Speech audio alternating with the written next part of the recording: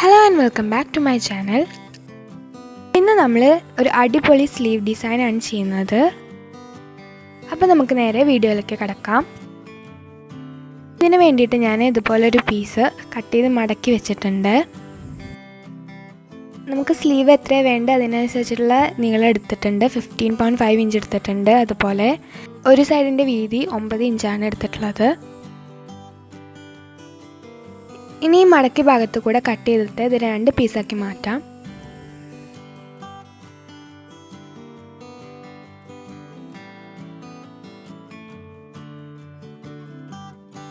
ഈ 2 പീസിൻ്റെയും ഓരോ സൈഡ് വീതം മടക്കി അടിക്കണം. ഇനി ഇതുപോലെ നീളത്തിലൊരു തുണി കഷ്ണം മുറിച്ചെടുക്കണം. അതിൻ്റെ വീതി ഏകദേശം 1.5 ഇഞ്ച് അല്ലെങ്കിൽ അതിൽ കുറഞ്ഞാലും കുഴപ്പമില്ല. അപ്പോൾ ഇതുകൊണ്ടാണ് നമ്മൾ ആ ക്രോസ് ഉണ്ടാക്കാൻ പോകുന്നത്. അതിന് വേണ്ടിയിട്ട് ഒന്നുകിൽ ഇത് പകുതി ഇതുപോലെ മടക്കിയിട്ട് സൈഡിൽ കൂടെ സ്റ്റിച്ച് ചെയ്തിട്ട് പിന്നെ നമ്മൾ പിന്ന് വെച്ചിട്ട് അത് പുറം മടക്കില്ലേ, അങ്ങനെ ചെയ്യാം. അല്ലെങ്കിൽ ഇതുപോലെ 2 സൈഡിൽ നിന്നും ഉള്ളിലേക്ക് മടക്കിയിട്ട് പിന്നെ ഒന്നും കൂടി മടക്കാം. എന്നിട്ട് ആ സൈഡിൽ കൂടെ നമ്മൾ സ്റ്റിച്ച് ചെയ്ത് കൊടുക്കാം. ഇങ്ങനെയും വേണമെങ്കിൽ ചെയ്യാം. ഞാൻ ഈ മെത്തേഡാണ് ചെയ്യണത്. അപ്പോൾ ഞാൻ നേരത്തെ കട്ട് ചെയ്ത 2 തുണികളുടെയും ഓരോ സൈഡ് മടക്കി അടിച്ചിട്ടുണ്ട്. അതുപോലെ നീളത്തിലുള്ള വള്ളിയും ഉണ്ടാക്കിയിട്ടുണ്ട്.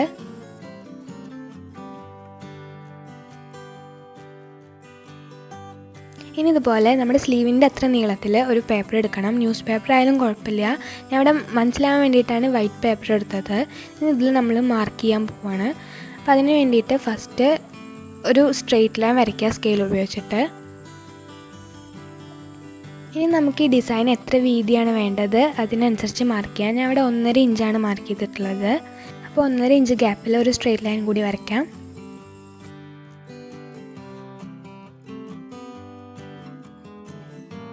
ഇനി ഞാൻ ഈ ക്രോസ് പീസ് വെക്കാനുള്ള മാർക്കിങ്സ് ചെയ്യാണ്. 1.5 ഇഞ്ച് ഗ്യാപ്പിൽ ഇങ്ങനെ മാർക്ക് ചെയ്ത് പോവാണ് അടി വരെ.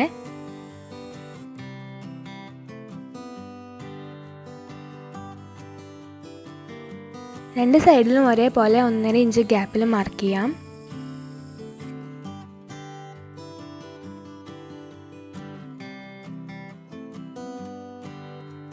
നമ്മൾ ഈ മാർക്ക് ചെയ്ത പോയിൻറ്റ്സുകൾ ഇതുപോലെ യോജിപ്പിക്കണം. ഇങ്ങനെ ക്രോസ് ആക്കിയിട്ട് അടി വരെ ഇതുപോലെ ചെയ്യാം.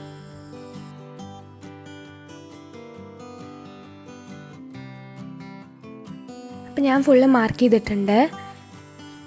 ഇനി പീസ് ഇതുപോലെ വെച്ച് നോക്കിയിട്ട് കുറച്ചധികം നീളത്തിൽ അത് കട്ട് ചെയ്തെടുക്കുക. ഇതേ ലെങ്ത്തിൽ ബാക്കിയുള്ള പീസസും കട്ട് ചെയ്യുക. അപ്പം ഞാൻ പീസസൊക്കെ കട്ട് ചെയ്തെടുത്തിട്ടുണ്ട്. ഇനി നമുക്ക് ഈ മാർക്ക് ചെയ്തതിൻ്റെ സെൻറ്ററിൽ കൂടെ ഒരു ലൈനും കൂടി വരയ്ക്കാം.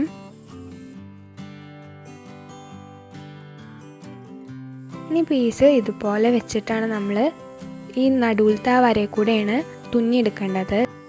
2 പീസും ഇതുപോലെ ക്രോസ് ആയിട്ട് വയ്ക്കുക. എന്നിട്ട് ആ നടുവിലത്തെ വരയിൽ കൂടെ സ്റ്റിച്ച് ചെയ്തിട്ടെടുക്കുക. അതുപോലെ തന്നെ അടുത്തതും ചെയ്യുക.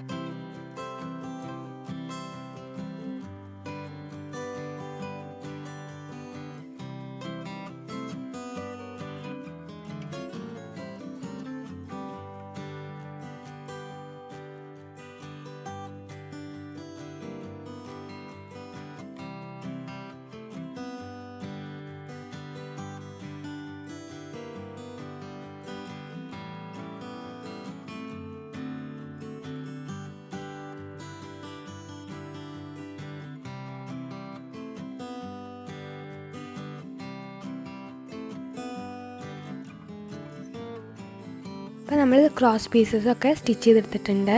ഇനി നമ്മൾ നേരത്തെ ഓരോ സൈഡ് വീതം മടക്കി അടിച്ച 2 തുണികൾ ഇതിൻ്റെ മുകളിൽ വെച്ചിട്ട് സ്റ്റിച്ച് ചെയ്തെടുക്കണം.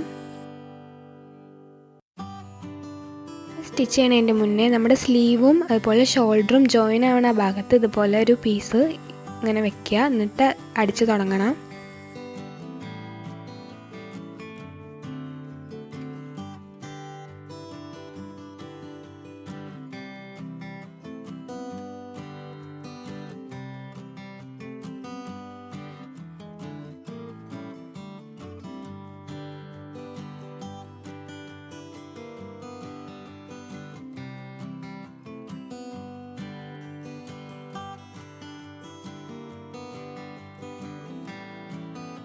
ഇവിടെ നമ്മൾ ജോയിൻ ചെയ്തു. ഇനി മറ്റേ സൈഡും അതുപോലെ തന്നെ ജോയിൻ ചെയ്യാം. ഇപ്പോൾ സ്ലീവ് ഒരുവിധം കംപ്ലീറ്റ് ആയിട്ടുണ്ട്. ഇനി ഇതിലധികം വരുന്ന ഈ പേപ്പർ വെട്ടിക്കളഞ്ഞിട്ട് സ്ലീവിൻ്റെ അടിയും കൂടി നമുക്ക് ഫിനിഷ് ചെയ്യണം.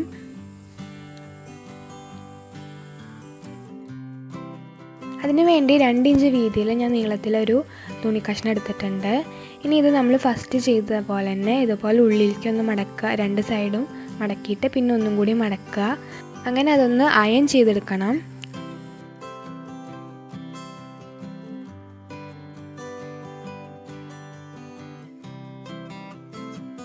ഇത് അയൺ ചെയ്തെടുക്കാൻ വേണ്ടിയിട്ട് ആദ്യം ഇതുപോലെ പകുതിയാക്കിയിട്ട് മടക്കുക, എന്നിട്ട് നന്നായിട്ട് അയൺ ചെയ്യുക ഫുള്ള്.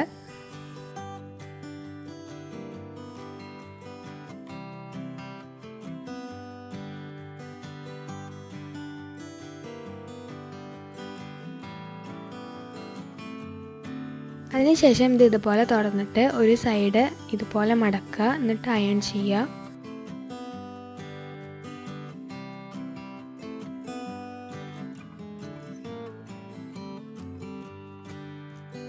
പിന്നെ മറ്റേ സൈഡും അതുപോലെ ഉള്ളിലേക്ക് മടക്കിയിട്ട് ഒന്ന് അയൺ ചെയ്യുക.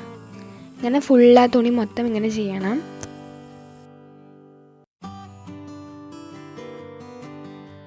ലാസ്റ്റ് ഇതുപോലെ മടക്കിയിട്ട് ഒന്നും കൂടി അയൺ ചെയ്യുക.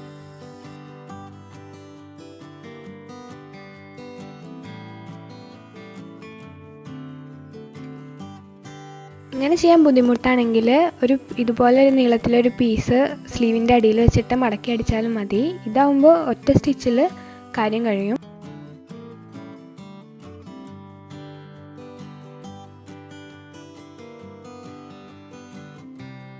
സ്ലീവിൻ്റെ അടിഭാഗത്ത് വരുന്ന പേപ്പറിൻ്റെ പീസ് ഞാൻ ചെറുതായിട്ട് കട്ട് ചെയ്തിട്ടുണ്ട്.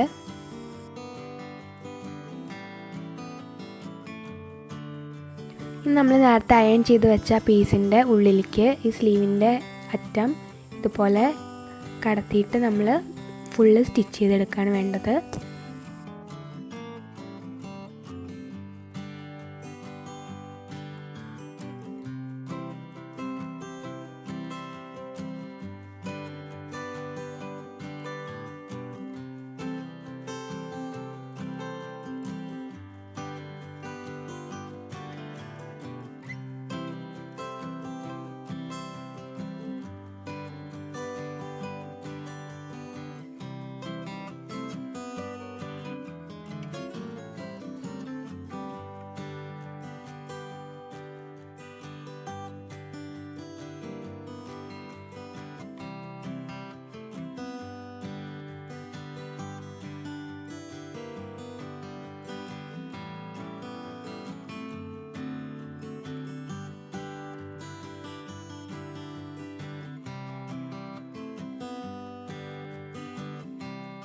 അത് ഫുള്ള് സ്റ്റിച്ച് ചെയ്തിട്ടുണ്ട്.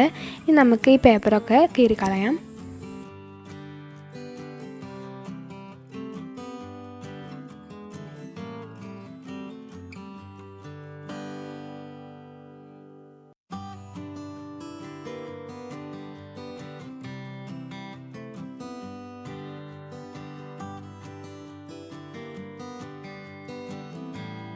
അതുപോലെ നമ്മൾ ഈ നടുവ് കൂടെ ഇട്ട ഈ സ്റ്റിച്ചും നമുക്ക് അഴിച്ചെടുക്കാം.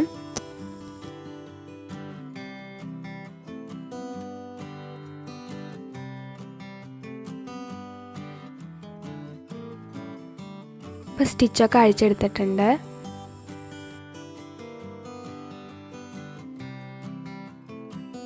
നമുക്ക് ഈ ക്രോസുകളൊക്കെ ഒന്നും കൂടി ഡെക്കറേറ്റ് ചെയ്യാൻ ഇതുപോലെ മുത്തുകളൊക്കെ വെച്ച് കൊടുക്കാം.